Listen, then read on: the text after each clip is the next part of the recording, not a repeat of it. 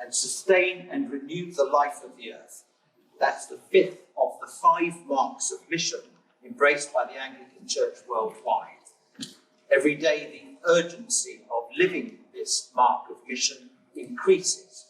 And yesterday, we may have seen, or the day before yesterday, seen in the news projections that many of the world's ecosystems face collapse within our children's and grandchildren's lifetimes. And rising sea levels will generate mass migrations, the scale of which we have not yet imagined, and would expose the current preoccupation with immoral, inadequate non-solutions to immigration for what they are. So as Christians, we're at the forefront of changing attitudes, practices and lifestyles to pursue with determination our commitment to safeguard all creation. I'm hugely grateful to parishes across the diocese who have engaged with this and indeed have seen this as a key to their mission. It's, as many have discovered, a real point of mission connection with young people, and they and we know we have an obligation to work together for the sake of the future and for the sake of their futures. Signing up to Eco-Church, looking at the carbon footprint of our buildings, embracing changing lifestyles in terms of consumption and waste are all part of this and give us a basis upon which we can challenge other institutions and structures to do the same.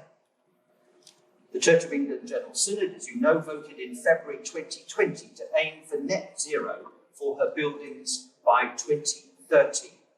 I supported the amendment that changed the original goal of 2045 to 2030, simply because we would do what we are doing now only because we have got a deadline to do it by. We are galvanized to act. And if we'd set the date as 2045, when will we start feeling galvanized to act? Probably around 2040. If we get 80% of the way by 2030, that would be a great deal further than where we would have got if we'd set 2045 as the deadline. We know we need to act now with vision, hope and determination. And I'm proud that we endorse in this Synod, that target set by General Synod. I want to give you an update of where we are. The diocesan office staff have been working hard to get us on the right track, supporting parishes and schools in working out plans and a route map upon which to act. The Archbishop's Council has allocated funds to support dioceses in scoping the task and taking on staff to help parishes and schools to address the challenges. I'm immensely grateful for the support, advice and partnership opportunities that we have been developing with Professor Darrell Newport, Director of the Suffolk Sustainability Institute and Professor for Energy and Sustainable Development at the University of Suffolk. Darrell has attended numerous meetings with our diocesan staff and with myself, has provided generous advice and shared and continues to share his expertise and experience. I'm grateful that he is willing to continue to do that. We can see from, I'm not going to look back to see if it's there, but I'm assuming it is, we can see from the slide behind that different types of buildings present different challenges. 47% of carbon emissions from church buildings come from our school buildings. So nearly half comes from our schools. This is a huge challenge because public funding pot to support the changes needed is very limited. Now Daniel, the buildings officer in the DPE, has carried out an incredible task of working through and analysing the current carbon footprint of all our 87 schools.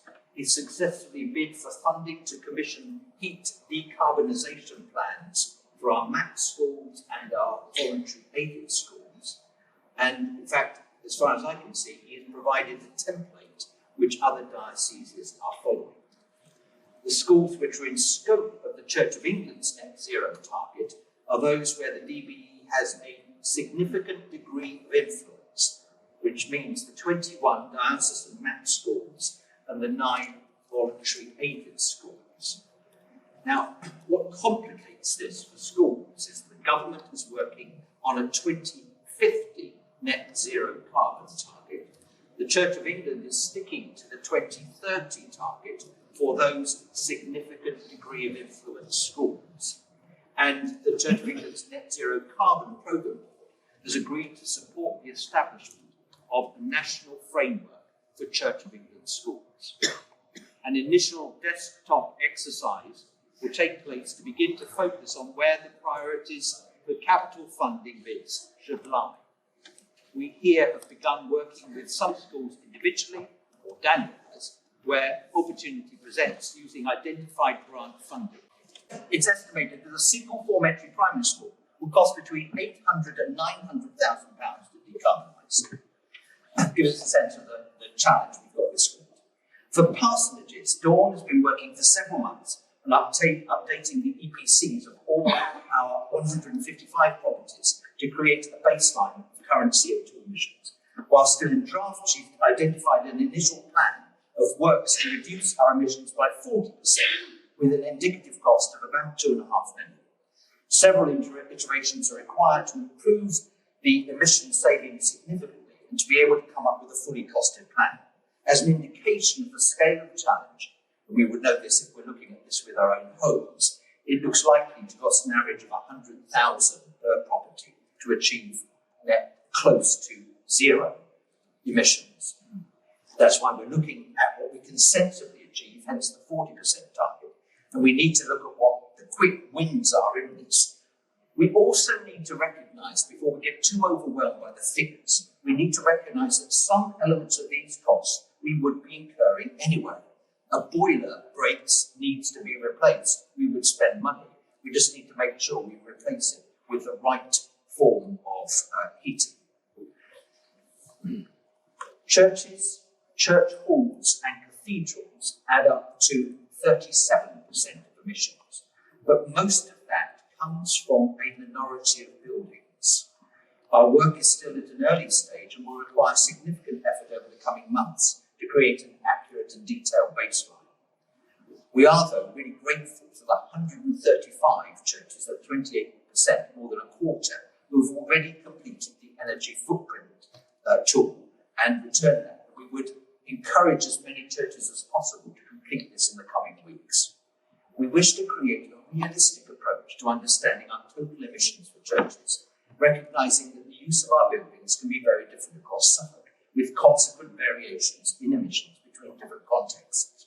The National Net Zero Office is encouraging dioceses to look at the top 20% carbon emitting buildings. For many of our churches, the carbon issue is quite modest, not least because they're not used every day or even every week. So the places we need to focus on, including this building, are those that need to be heated most days. The important consideration is to ensure that when a heating system needs to be replaced, it makes the shift to green energy. And again, we're talking about costs, some of which would be incurred anyway. I should just add a comment on Tony Orwell's brilliant heated cushion plan. For many small congregations, which is many of our churches, of course, this may be the simple and ideal response. Tony's also asked me to add this, that if any highly used church, so one that believes it will fall in that 20% emission level of emissions, is considering doing major change to become net zero, there is a possibility of bidding nationally to become a demonstrator for the rest of the church. So if you're interested in showcasing your church for other churches across the region and want to cash in on the grants available, then get in touch today with Tony or with Gary, because those funds are limited. To bring this all together and to enable us as a first step to draw up a fully costed route map, we've submitted a bid to the National Church for funding a net zero carbon officer over the next 2.5 years, having already been awarded £15,000 startup grant to towards formulating our decarbonisation plans. Our bid has been made jointly with the Eastern Region dioceses, Chelmsford, St Albans, Ely and Norwich, the first joint bid of its kind, to learn and to share expertise and resource together. It makes sense to do it together. In addition to the Net Zero Carbon Officer post, we've also included a shared application to fund a regional learning coordinator who will enable the learning across dioceses, between dioceses, so we aren't simply duplicating the same effort in all 5 dioceses. We'll know the outcome of that application by the end of July. So that is what we're doing at the moment. And we're doing it to live out our calling to love God and love our neighbour, and to care for creation, all of which is part of our soul. And now it's my great honour to welcome, he's already been welcomed, we'll welcome again, Eamon Jackson, Principal of KCTC. And I've asked him to say a few words about himself and about KCTC, but also to say a little bit about the impact which is experienced even more greatly in Kagera than we have any sense of ourselves here, the impact of climate change already.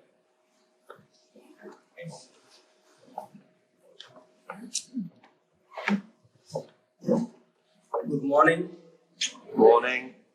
My name is Reverend Carol Amon Jackson. I work as the principal of the Theological College in the Diocese of Kagera, which is the partner diocese with the Diocese of St. Edmunds, Barra and Ipswich. And I'm therefore bringing you greetings from the Diocese of Kagera, the laity, the clergy, and the bishop of the diocese who recommends my visit here. And I'm very happy that I'm among you.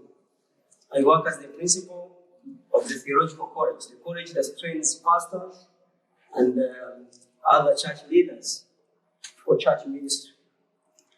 After having said that, I would like to talk just in brief on the impact of climate change in the Diocese of Kagera. We thank God that in the past years, the diocese and all its given geographical area, we had enough rain, we had enough harvesting for the farmers, but also we had good health of human beings, but also the plantations. But recently we have experienced a great shift from all that we experienced to a different way of life, especially based on the climate change. At the moment, we are running short of enough rain, but also good health, but also people who depend on farming are no longer very much getting what they are supposed to get because of a major shift, especially in their field. All these things have been caused by different reasons, but the major things that we have identified is just human activities in the area, like deforestation, agriculture, animal husbandry, and other activities that engage human beings with the environment. So the diocese has taken initiatives to make sure that we can improve on the climate change, making sure that we combat the negative impact of climate change. The Diocese of Kagera, in partnership with you, we have taken upon ourselves the responsibility of educating the community. We are engaged with the community, especially through a certain department called Church and Community Mobilization Process, CCMP, which many of you support.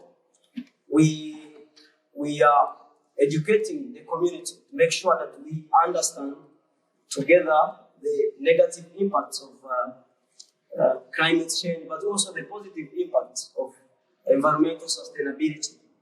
That is one. Education has been part of our activities to make sure that we reach to different parishes, educating the congregations and individuals to understand what they are supposed to do to partner with the diocese as we make sure that we keep the environment safe. But also we are trying to plant trees that have a great contribution to the climate change. And therefore the diocese has established the nursery tree where we plant trees and we supply them to the local churches to make sure that every church can at least plant trees. But in line with that, we are now moving from trees that cannot make profit because our people have been depending so much on agriculture, and we are therefore educating our people to plant trees that can at least be in some way a cash crop, especially avocados. We are insisting very much on avocados, and these are helping the community to make sure that we keep the environment, but at the same time, they can earn something for themselves to fight against the poverty, which is coming like a result of a negative impact of climate change. But also we are insisting very much on the energy transition. We have come to understand that deforestation has been caused by that climate change has been caused by deforestation, especially when people are looking for firewood, are looking for timbers to build their houses. And we have therefore decided to make an energy transition. We have established something what we call energy stove. Energy stove, these are just the stove that use retro firewood, not like what we have been doing. So the bishop and the whole diocese, we are moving to different parishes, insisting on how we can control the use of firewood in their homes so that we can decrease on deforestation.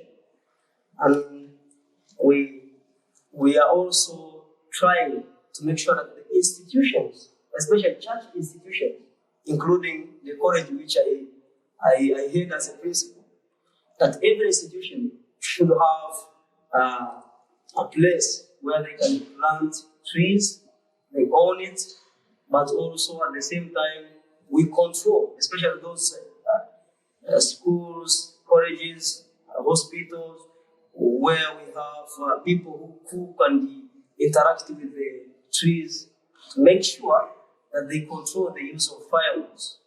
And this year, as I conclude, this year I have planned with the staff, with the members of the college, that we plant trees. Actually, the college owns 12 acres of land, and we have now planned that this year we plant over 6 acres to make sure that we contribute on the growth of environmental sustainability. Lastly, we thank you so much, friends in Ipswich, for your support, which has made a difference in the lives of many people in the Diocese of Kagera. We thank you so much, bishops, and all the entire diocesan fraternity, for all that you are doing to make sure that the Diocese of Kagera continues to thrive. And we would like to assure you that we are with you, and we thank you for your support. We welcome you to Kagera to see what we have been doing. God bless you. Thank you.